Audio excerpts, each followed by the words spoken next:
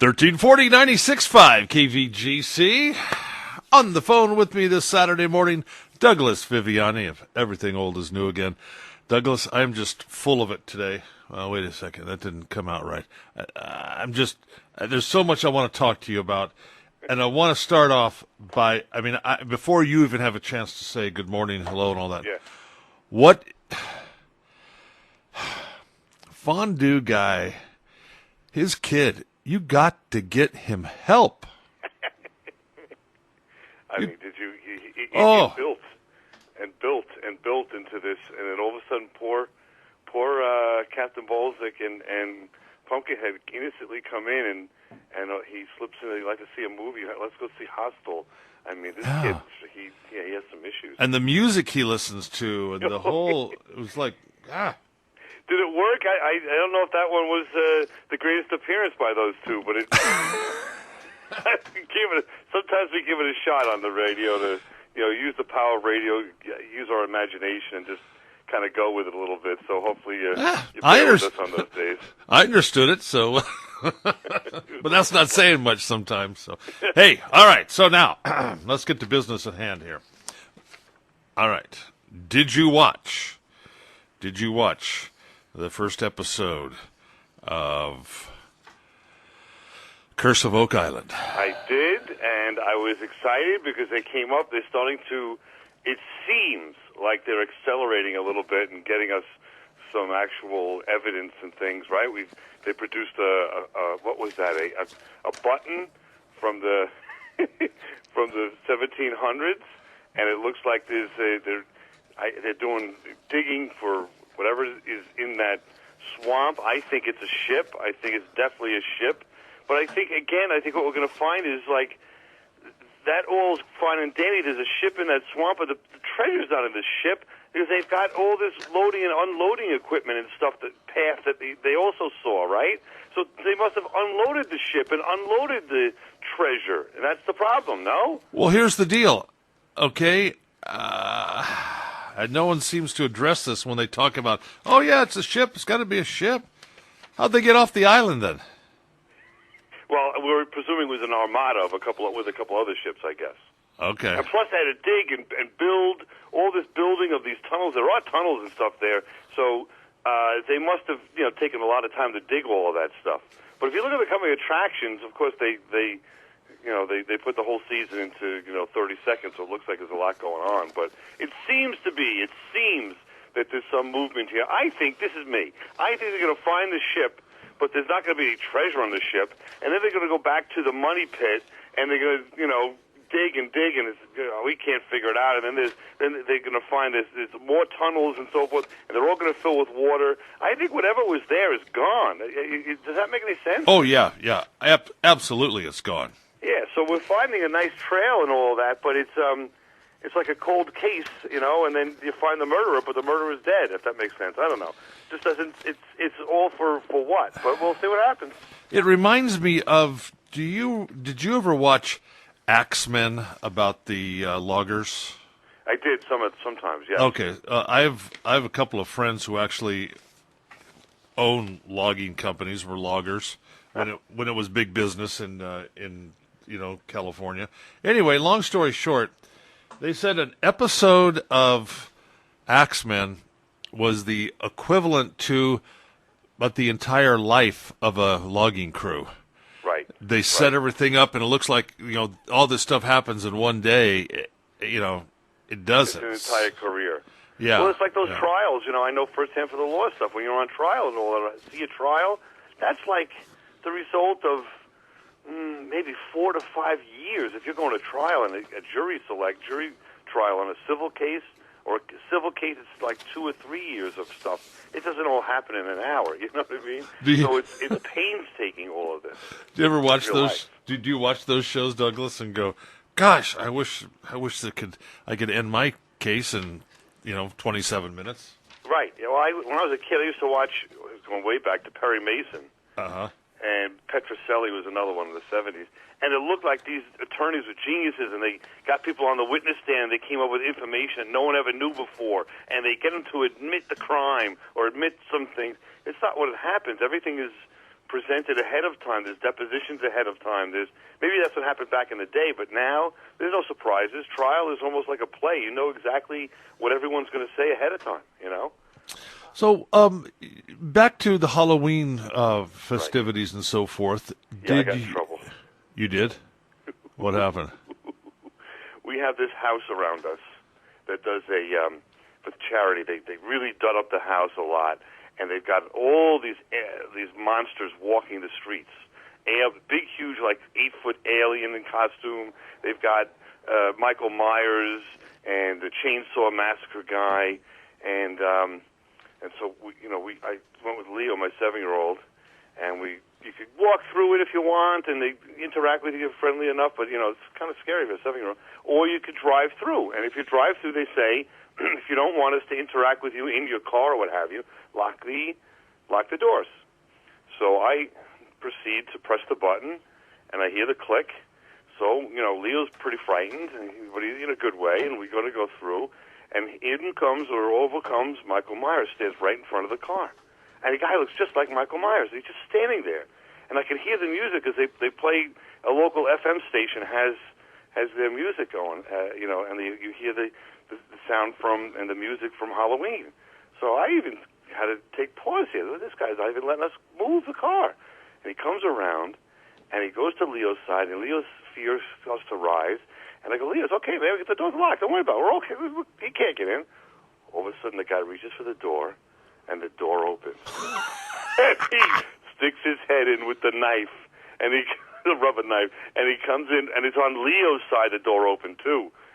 The screams of fear, and I taped it, from Leo. We've been listening to it the last couple of days to try to get him to desensitize to all of it.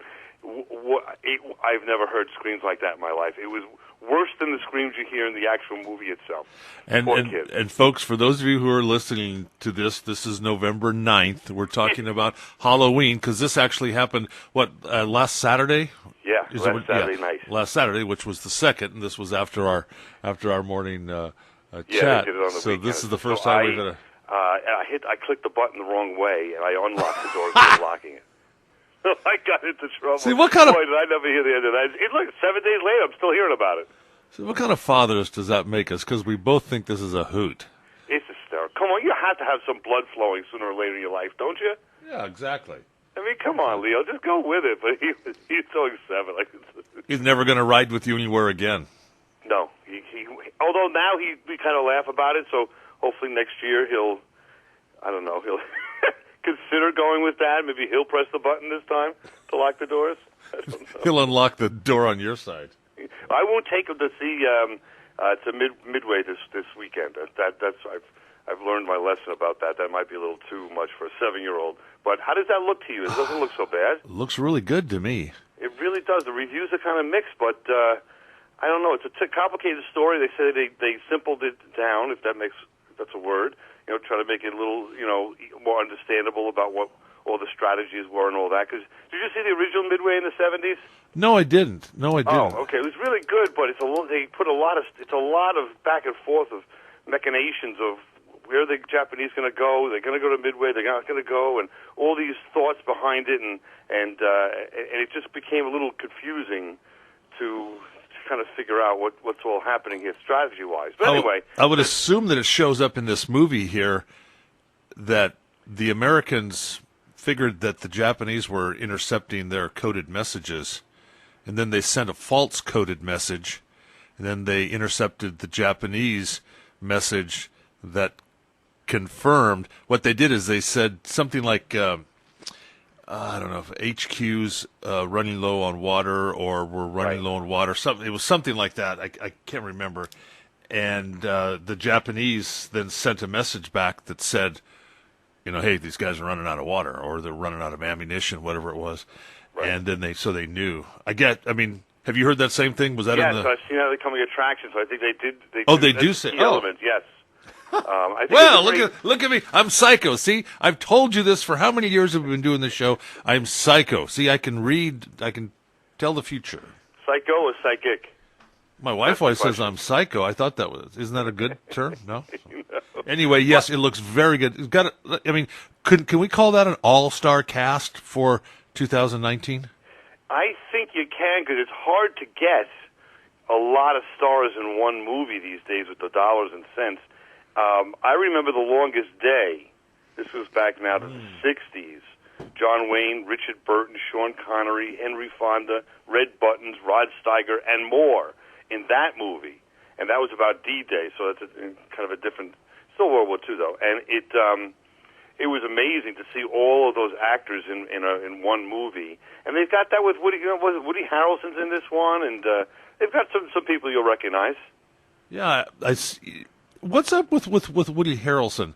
Do you think he's trying to remake himself, and so we forget about kind of his kooky times after Cheers? And I do, and I also think there's a whole generation that never saw Cheers, so we make him into a, something that, because I mean, serious actor. Exactly. Did he win some award or something or other? I should know that, but I'm pretty sure. Yeah, he's been now remade into this serious act. I don't think he's done anything comedy-wise in a long time.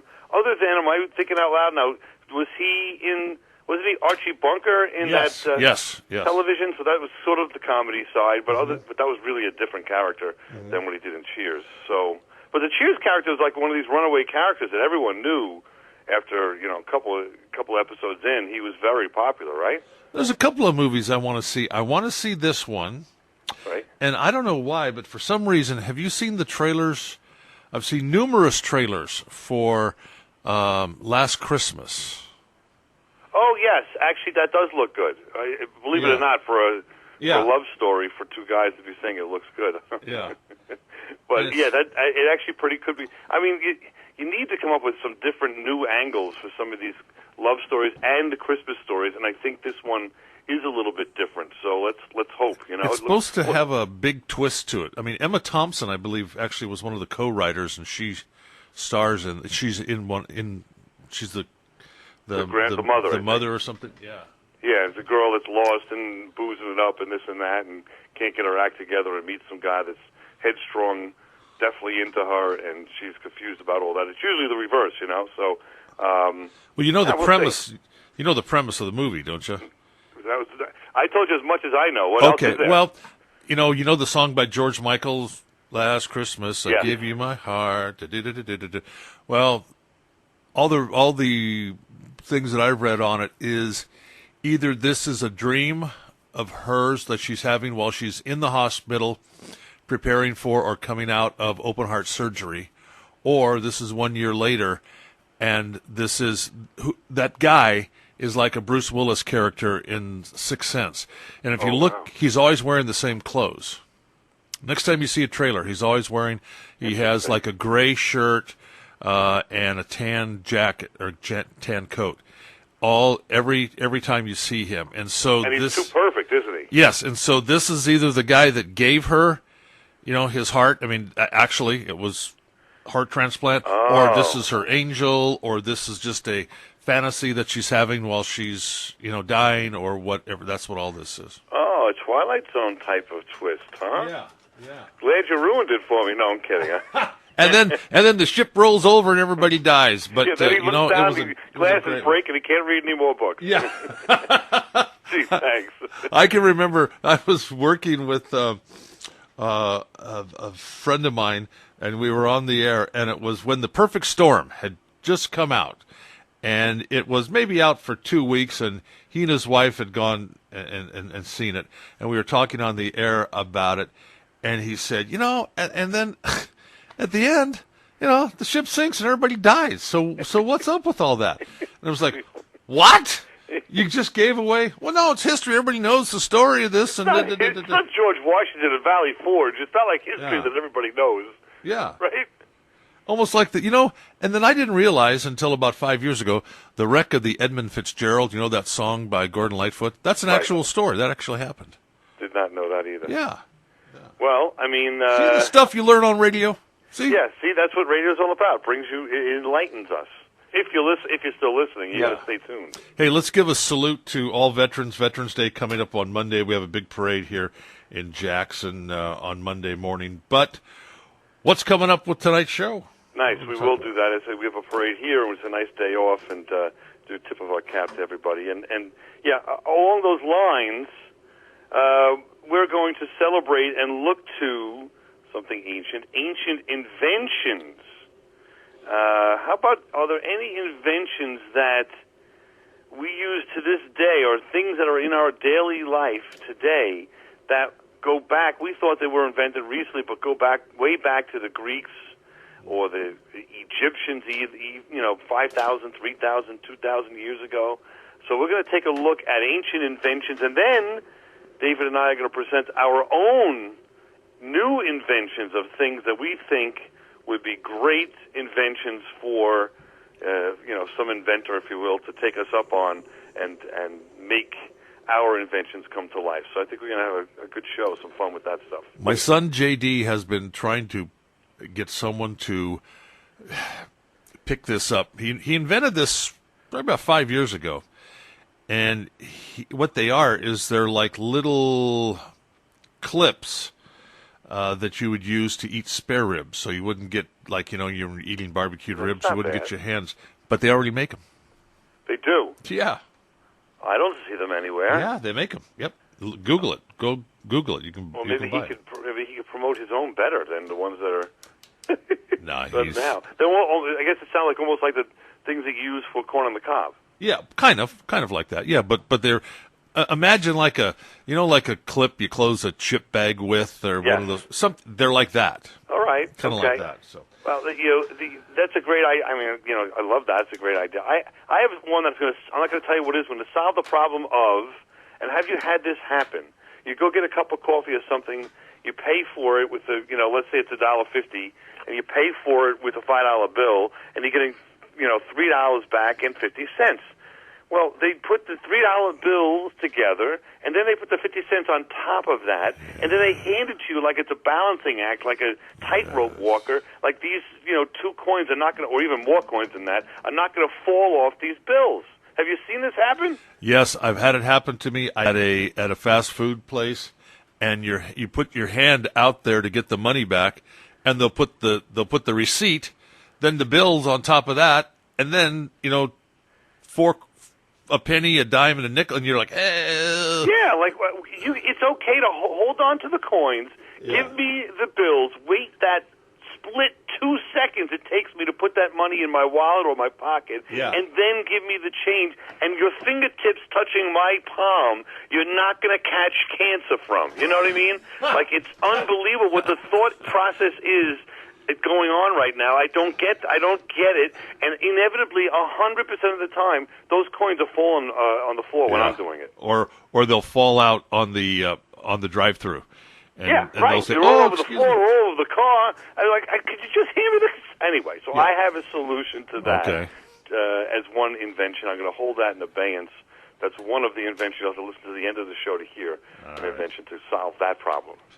Tonight at 6 o'clock, tomorrow night at 6 o'clock, Douglas Viviani and David Cohen. Everything old is new again. Douglas, I hope you make $1 million on it. There you go. All the important things in life. All right.